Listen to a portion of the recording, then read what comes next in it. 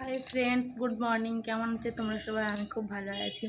আজ আমি সকাল সকাল উঠে একটা বড় ব্লান্ডার করে ফেলেছি। কি ব্লান্ডার সেটা জানো?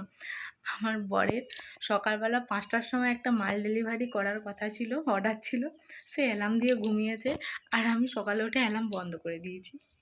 আমার অ্যালার্ম বাজলে এত বিরক্ত লাগে ঘুমের মধ্যে যে কি বলবো। তাই আমি অ্যালার্ম শুনেছি আর অ্যালার্মটা বন্ধ করে দিয়েছি। বাবুর আপনার মাল অর্ডার করা ক্যান্সেল।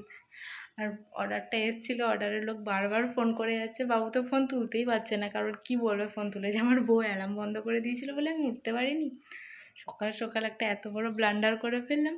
আর আমার বর তো আমাকে বকতেও পারছে না, আর কিছু বলতেও পারছে না, জাস্ট চুপ দিয়ে আছে আর ভাবছে যে আমি কী করবো বা কাকে কী বলবো। আর মাল অর্ডার দেওয়ার টাইম ওটাই ছিল, তো টাইমটা পেরিয়ে গেলে আর অর্ডার হতো না মালটা।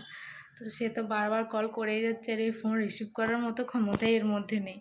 কারণ কি বলবে তাকে, যেহেতু দোষটা আমার ঘাড়ে তো দোষ দিয়ে আর ও নিজে স্যাটিসফাই হতে পারবে না। তো সকাল সকাল এত একটা বড় ব্লান্ডার করে আমার খুব খারাপ লাগছিল, কিন্তু কি আর করা যাবে, হয়ে গেছে আমার ক্ষেত্রে। তো পরের দিন হয়তো হবে অর্ডারটা। সকালবেলা ঘুমের মধ্যে যদি অ্যালার্ম বাজে আমার এত বিরক্ত লাগে যে কী বলবো।